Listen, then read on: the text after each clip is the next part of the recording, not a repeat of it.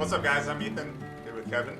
Welcome back to the Keep Up Show, and today we're talking about New Year's resolutions, specifically why they fail and how to make them not fail. According to Columbia University, about 75% of New Year's resolutions fail by February, so just after 30 days. And then actually only 10% make it through the entire year. So that's, for those math geeks out there, about 3/4 of New Year's resolutions fail within the first month, and only 1 out of 10 really ever see some lasting impact. So when you see those kinds of numbers, what are your first thoughts? It's relatable. Yeah, relatable. I think like I've been there. We all have. It was about 5-6 years ago or so. We started, like a lot of companies do, our own like nutrition challenge, but really it started with like our office, our team, and what we started with was looking at like that kind of stuff, like why do they normally fail? Why do people give up so often and so early and blah blah blah blah blah. Like it's obviously there's a lot of human nature at play. I think the easy signs, and you've probably heard this before, but I think a lot of it boils down to people are biting off more than they can chew. You set some unrealistic goals, or you jump into it way too fast, way too hot to maintain, that level of output, whether it's diet, exercise, or both. And that's usually where people, they're not seeing results. They're feeling on their heels. They're feeling sore, tired, hungry, and there's a high degree of give up. So, I think that's probably the most common reason. We used to, and still do, really focus on, and what has helped me, and I'm actually kind of in this mode right now, is getting back to the basics. And for me, what's worked a lot, and I know what's worked a lot for a ton of people, is finding your why. We actually used to put in our 28-day challenge handbook a sheet there to help you, the 5 whys. Like, you have to ask yourself why 5 times before you will get down to the core reason for the change you want to see in your health and your performance and your body, or whatever your goals are. The reason behind that is like the first time you ask yourself why, you're usually starting with a pretty like superficial, sometimes vain, sometimes it's just not that like, you're not that passionate about that why. It's like, well, why do you want to lose weight? Well, I just want to feel better. Well, why do you want to feel better? Like, well, I want to feel like I'm in shape for a hunt, or just for the hiking, the working out that I do. Well, why do you want to feel in shape and hunt? And so you ask yourself this question 3 or 4 or 5 times, and you'll get down to some more compelling reasons that are much harder to give up on than that first one, which is I want to lose weight, or I want to look better in my t-shirt. If I tell myself I want my jeans to fit better, or I want my clothes to fit better, it's easier to give up on that than it is to like say, I want my kids to look up to me. I want them to be proud of their dad, or I want my wife to still be attracted to me, or, so on and so forth. So that's one, I guess sort of, not that you asked, but it's one sort of tip that has worked for me, and it's worked for a lot of people. And I think it's a good practice if you've never tried it. I remember when you developed the 5 whys in our 28-day challenge. I didn't develop it. It was certainly out there. Yeah, I would love to take credit for that.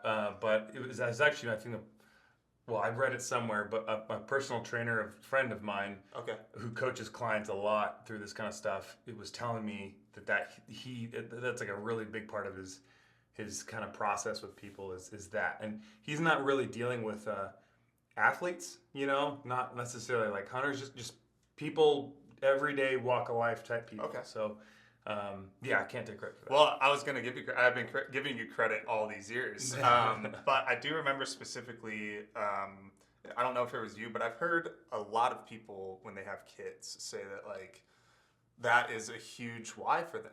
I want to be able to keep up with my kids, whether we're playing in the yard, or like whether I want to take them hunting and do these things that I love when they get older. So I feel like having kids definitely has an impact on you, and you are a pretty recent father. Has that kind of been a big why for you lately? Yeah, 100%. And that's kind of a double-edged sword. It's people's generally their first excuse, and there was a phase in my early parenthood and different times, and like everybody, where you're like, you're just fielding the grounders, you know, like life's just coming at you. Kids are growing fast. You've got a lot of things you're trying to juggle. So finding time for you and being disciplined and all of the things that result in a healthy lifestyle routine and all that stuff kind of go by the wayside for a little bit while you're just trying to survive. You're kind of in survival mode.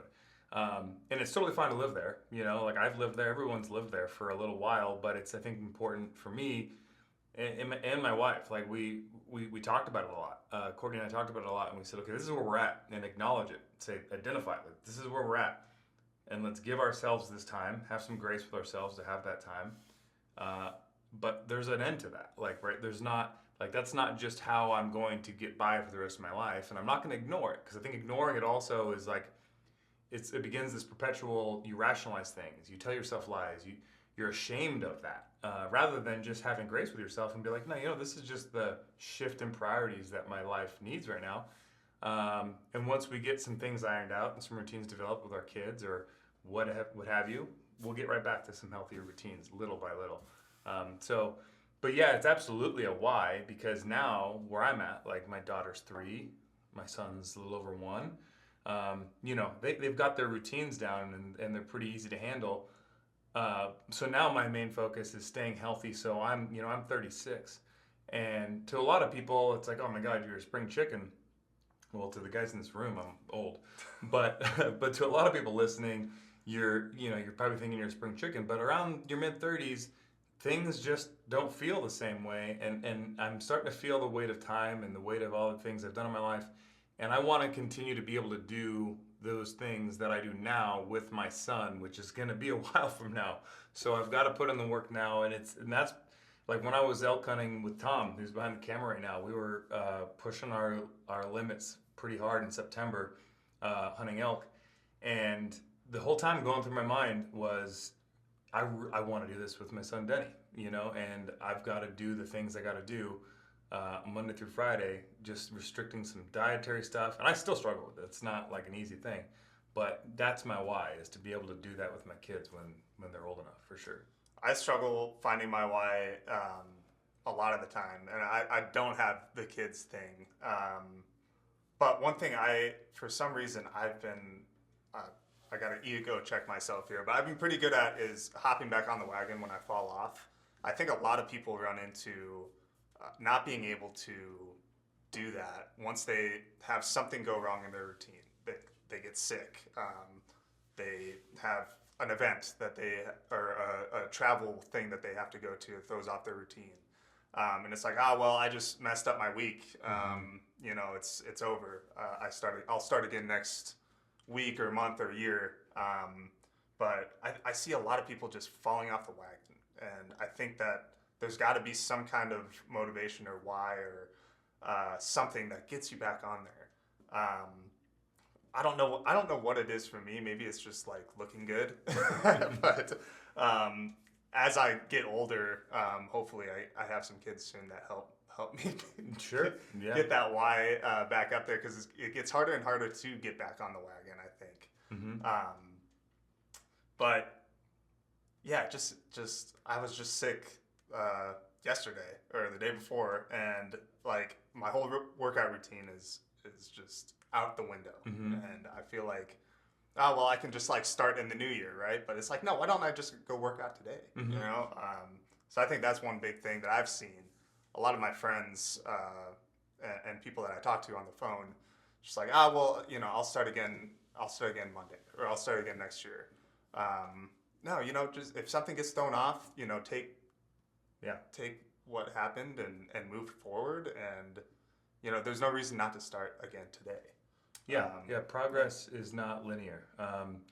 I say that I have to be reminded of that constantly. Usually with healing, right? Like constantly, it seems like nursing some sort of ailment, a bum knee or a thrown out something or other from working out or hiking or whatever. And I tend to get frustrated. I'm not a patient person, and I think generally, like a lot of active people, like a lot of type A, go-getter, just people that are driven in life, you know, like people can relate to that. Like I don't have time for this stuff. I want to heal. I got stuff to do. I don't have time to be laid up or feel like crap. It's throwing me off.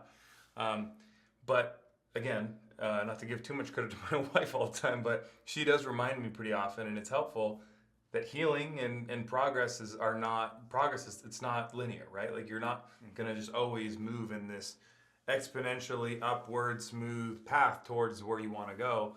That would be nice, that would be great. And I think sometimes when you pay attention to too many people on Instagram or just the highlight reels of people's life, that's what they make it seem like, and it starts to feel that way. But it doesn't work that way, like you've got to break yourself down in order to get further ahead. You've got to break down muscle in order to grow bigger, stronger muscles. And similarly with like an immune system, like being sick, like you've got to challenge your immune system, get sick to develop some of the immunities and things to strengthen your immune system. You're not gonna get there without having gone through the crappy parts too. So it's a really easy thing to sit here and say, but in the moment, when you're feeling like crap, when you're kept on the sidelines from an injury, or or if you slip up with your diet, this is the time of year where everyone's trying to rework their whole diet, their routines, and that's probably another big reason why, you see such daunting statistics for people failing programs is, you set the bar really high of expectations of how you're going to eat, things you're not going to eat, when you're going to stop eating, when you're going to start eating, all of these things, what weight you want to lose on this day, and blah, blah, blah, blah, blah. And slowly but surely, when you start kind of slipping up, life happens, some things don't go your way, and they don't happen according to plan. I think it takes more mental fortitude to be able to look at that and say, that's okay, I made progress. A little bit better today than yesterday. I made, maybe it wasn't exactly what I drew up. Maybe it wasn't exactly what I hoped it would be. But I did do better today than yesterday. Or you focus on those little goals and live there and keep building on that. Or maybe you failed yesterday and it's like, tomorrow is a new day, right? Yeah. What happened in the past, I can't focus on. I need to focus on what happens in the future. So we've talked a lot about the problems, and actually one more thing I wanted to mention was that graph that always goes viral once in a while, where it shows like our expectation of consistency, and this could be for finances, that could be for losing weight, for working out, whatever. Our expectation is just like this straight line that goes up. Oh. And the reality is it's a bunch of wavy kind of ups and downs that hopefully trends upwards. But you're going to have those valleys, and it's all about what you do to pick yourself back up. So yeah, absolutely. If there's a graphic that we can put up for the video, that would be great, but it's out there somewhere. We've talked enough about the problems, right? You have this problem where you're not, sticking with your program. You're not building these lasting habits. You start to feel guilty. You start to, there's studies that show that you can actually transition. It's actually called the what the hell effect, believe it or not, where you do something like you eat your first cookie on January 20th, and then that triggers you to start binge eating, and you're actually in a worse off spot in a couple of weeks than you were at the start of it. So there's all these problems associated, but let's talk about some solutions. And I think you alluded to it before, where I think the key is to set, I think everybody's heard of the SMART goals, which SMART, right? They stand for specific, measurable, attainable, relevant, and time bound. And I think that starts with the why. And I think a lot of the things that you said at the beginning too, where it's just like kind of too vague of a problem, or a too vague of a why, or too vague of a goal, rather. That's where people get into trouble. It's too vague. So specific, measurable, attainable, relevant, and time bound. So basically, starting small, focusing on like daily manageable tasks. Studies show that actually daily tasks help with consistency and hopping back on the train. And then actually something else that I was thinking of while you were talking too is we actually overestimate what we can do in a day and underestimate what we can do in a year. As humans. That's like a fact. Yeah, that makes sense. When I think about that for myself or just anybody, like you said you overestimate what you can do in a day. You overestimate Yeah. what you can do in a day, and then you underestimate what you can do over a long period of time. Yeah, yeah. Our brains feel like they're easier or they're more wired to think about the 24-hour cycle. And so the idea of 365 days that year, it's harder to like visualize the possibility there and then like kind of work off that. That makes sense. So, what does the science say?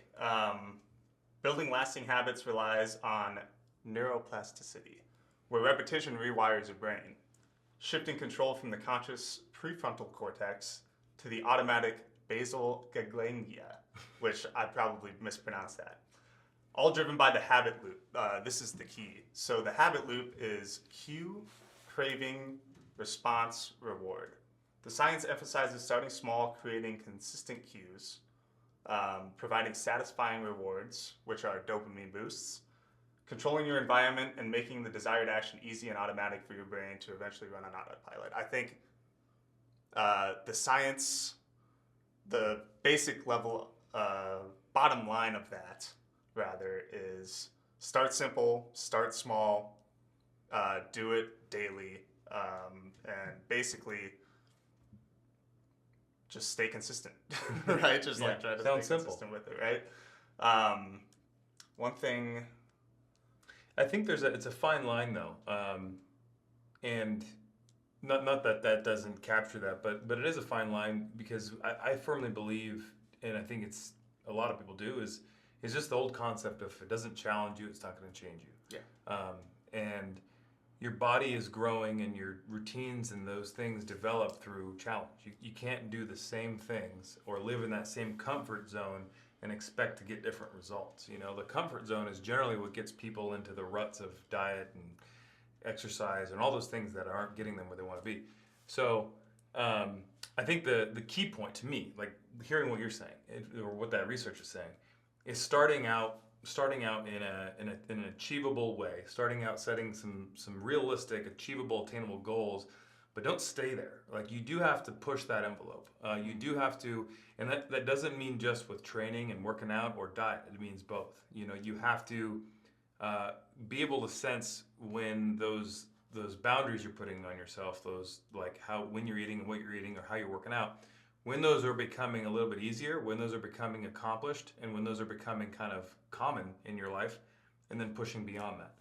Otherwise, you're never going to get anywhere. You know, like that's I think where a lot of people I've talked to and have known over the years, where they are selling themselves short a little bit.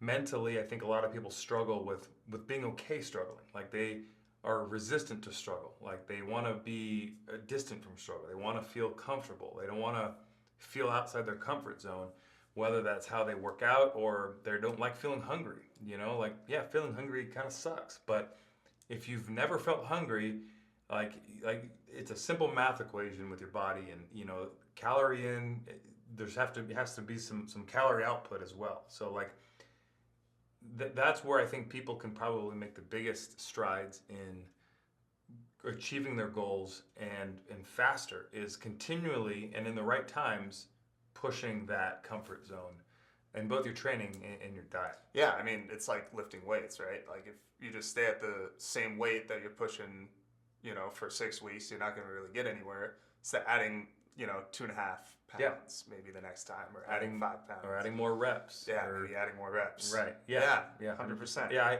For me, like the thing I started, and I got to get back on this.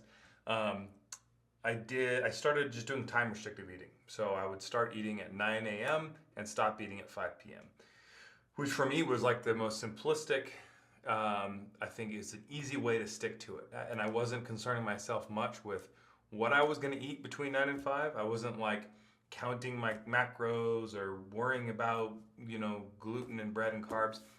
The funny thing was, though, when I only gave myself that window of eating, like I could only start eating at 9 a.m. and had to stop at 5 p.m., I found that the things I craved most and the things that I wanted to put in my body immediately at 9 were good things. You want to put protein, you want to put good, nutritious, rich, quality food that your body can turn into useful energy. I didn't want cookies and donuts and stuff like that.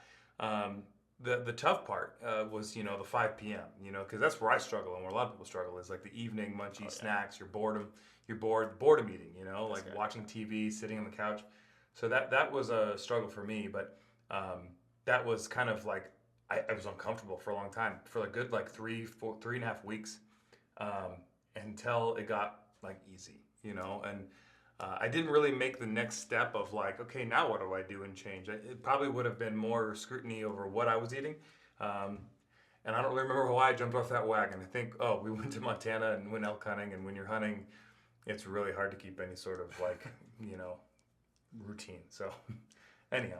I remember you saying this a while ago, like something about you got to be okay with being hungry sometimes. And that I don't know why that's spoke to me, and I've remembered it ever since. You said, I don't remember when you said it, maybe a couple of years ago, but it's like being comfortable being a little hungry sometimes, you know. That's well, it's just like anything else. Like you've got to develop that comfort zone or that skill or that strength with being comfortable being uncomfortable. And that could be hunger. It could be pain in the gym, like not pain, but like, you know, strain and tired.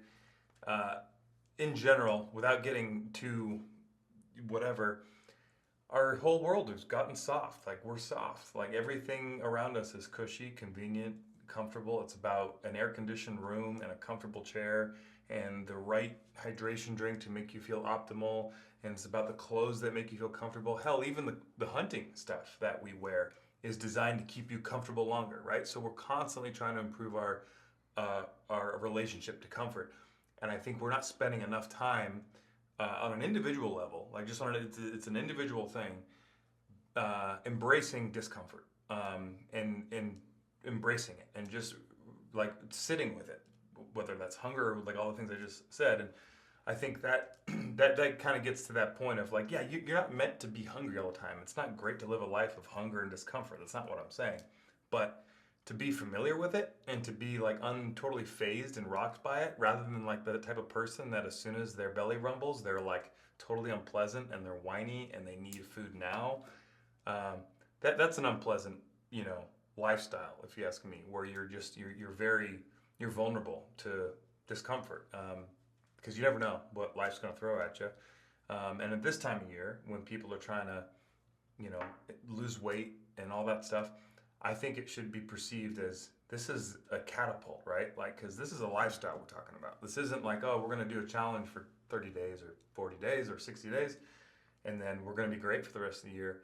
I would use this time of year or whatever challenge you set off to do, whatever program you want to do, even if it's just in your own creation, I would use this as a time to get comfortable with something new in your life and then figure out how you want to carry that through the rest of your whole life.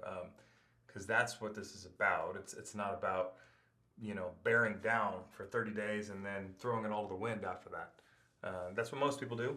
And that's why we're here, I guess. I think it's a good segue into something that we're going to be doing in January, the Keep Up Challenge. If you're not a part of it already, join the Facebook group. But we're going to be doing something like that. And I think it's a good question to ask is when we're done with that 1 month challenge or whatever we're doing, what next? What do I do? What do I do next? And I think my answer would be kind of like you alluded to earlier, step up, add that 5 pounds of weight, add those reps. What would you say to somebody who asked that? Yeah, no, basically that, you know, look at your whole previous period, whatever that was, challenge yourself, like add more to it. What did you struggle with? Was it the diet? Was it the working out? Add more emphasis to that, you know, keep pushing the ball forward, keep challenging yourself. And it's not about like, you're never going to win this thing. You're never going to like, oh, I've perfected it. I'm healthy and fit as I ever want to be, and I'm one. I'm there. I'm the top of the mountain. I never need to do anything again. Yeah, that's not what this is. And I think sometimes that, I think most people consciously know that, but subconsciously, I think the world we live in, it seems like there's in shape and health, and then there's fat and lazy, right? We don't spend a whole lot of time talking about the nuance in between. which is where we all live, which is like to stay there, to stay at that level you want, which is actually arguable. Like there's a lot of people that will tell you even the fittest, healthiest people in the world have issues themselves of feeling like they are where they want to be. You know, it's kind of a self-fulfilling prophecy. But it's a journey. You know, this is a process. So yeah, always I think be looking for ways to add more weight to your workouts, add more distance to your hikes and runs. Just challenge yourself in other ways. You know, even if it's just adding one more day to your workout routine, or hey, this month I want to get my kids involved with me, or something. You know, just get used to pushing it, and maybe you'll get further away from that like comfort zone of just, you know, complacency. Yeah. So, specific question from a customer named Mike. He made it all the way to Easter weekend, right? Which is what, like April? Yeah. Like end of March, early April. So good on you, Mike, for doing that.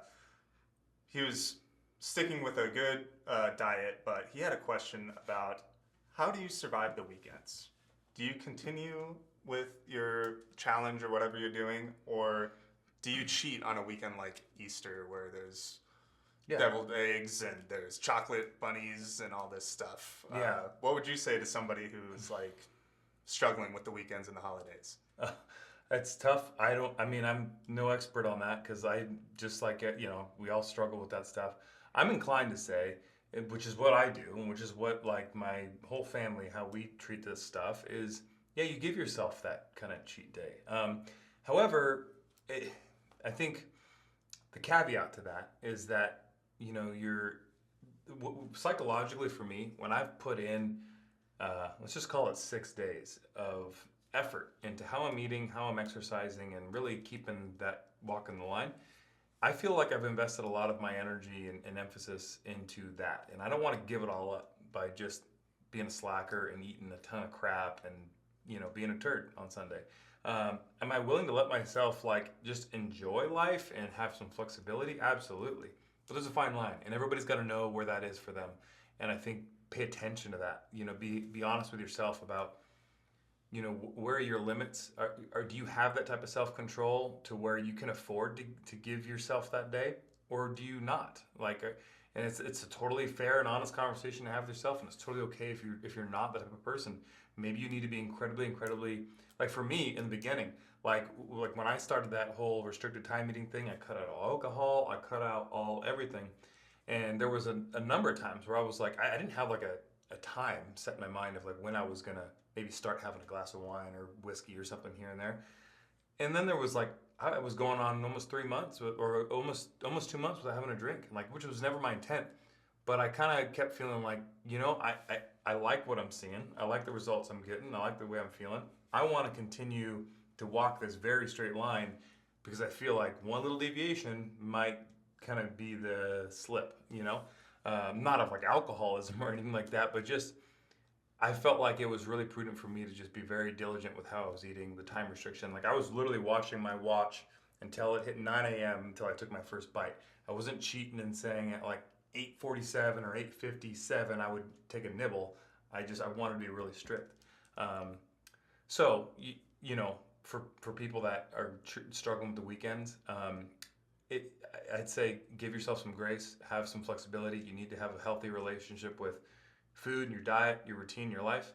You can't be a drill sergeant in your own world, but also you got to know yourself and be honest with yourself too. Is that like if you're in the early days of this type of stuff and you're really struggling and you got a long ways to go, it might be worth it to just bear down and say like I'm gonna be a drill sergeant. I'm not gonna give myself much slack until you get to that point where your self-control is maybe a little bit more present and you can kind of give yourself that cheat day. So it's tough. Everyone's different, you know, but I'd say give yourself a cheat day. Yeah, I think it goes back to you knowing what your trigger is. So yeah, absolutely. if your trigger is I'm going to eat this cookie and I'm gonna binge and I'm gonna be worse off than I was before, maybe, you know, don't eat that cookie. Maybe there's something else you can substitute that maybe tastes like a cookie that you can use. I don't know. Nothing tastes like a cookie. I know. Yeah. But yeah, I think there's Courtney, I think, wrote an article a couple of years ago about don't be that guy. You know, where it was the holiday season and it was, you know, a person going to their family dinner and refusing to eat basically anything or like, and it's just like, you know, go ahead and enjoy yourself, like bear in mind your triggers, but like, yeah, you know, you've worked hard, and the way I took that was you've worked hard enough, you know, leading up to this weekend to be able to eat that chocolate bunny or to, you know, have those carbs, you know, that night, enjoy it with your family, and then go back to work the next day. You know what I mean? And that's what I took from Courtney's article. It really spoke to me a few years ago. You know, but you took that from it. I think there's other people that could take that and they don't have a history of self-control like you might, you know, where you know you can give yourself that rope to have some crappy food. You're going to be okay. You're going to use it as motivation to get back on the, you know, wagon the next day or whatever. There's some people that don't have the history of self-control. They've lived a life of binging, and you know, most people in our audience are not that way, but everyone struggles with something. So you like it sucks, and it's such a non-answer, and it's such a vague like prescription of advice. But you really do have to know yourself and be honest with yourself, and that's why health and nutrition and diet and all this stuff is so hard. It's not because it's not a one size fits all thing, and it takes understanding yourself, and it takes being in touch with yourself and all that kind of stuff, and being honest and not getting too down on yourself with stuff. It's a complex thing. Yeah, I think it's going to take hard work. I think that's when people think that there's this special program or something that's going to solve all their problems that they're not going to have to really work too much on. But I think that's the bottom line is you got to have to work for it. I can't tell you how many times I've talked to people or heard people say that they don't enjoy sweating. They don't like to sweat. They want to work out. They want to get in shape. They want to do some things. They don't like working hard. They don't like being sore. They don't like to sweat. They don't want to hurt themselves. That's a tough road if you don't enjoy that sort of thing. And I think that mentality is, I think, really what is inviting to like just try to change that mentality as you can. Try to embrace a little bit more of that suck. Toughen yourself up a little bit, because it's tough to really make any lasting, meaningful change if that's where you're trying to go without experiencing some struggle, some soreness, some sweat, some pain. You know, like that's we're living. It's part of life, and I feel like if we learn to celebrate it and be like, hell yeah, I get to recover from this, or you get to know both ends of it, then you're gonna really be, you know, grateful for what your body's capable of. But you got to test it. You know? Yeah. Well, I think we'll leave it there. Hopefully this has given you some help with keeping those habits and New Year's resolutions going for longer than just 30 days. Hopefully longer than a year. But that's why we're here, you know, we know it's hard work, but we're always here to answer questions. You can call the customer service line. You can join the Facebook group. Leave comments for us down below, and we'll try to get to you. But this has been the Keep Up Show. I'm Ethan. This is Kevin. Keep Up Show out. Yikes. You had it awesome right until the end. Right Look until at me. Oh, man. Hit that one more time for me. Okay. This has been the Keep Up Show. I'm Ethan. This is Kevin. See you later.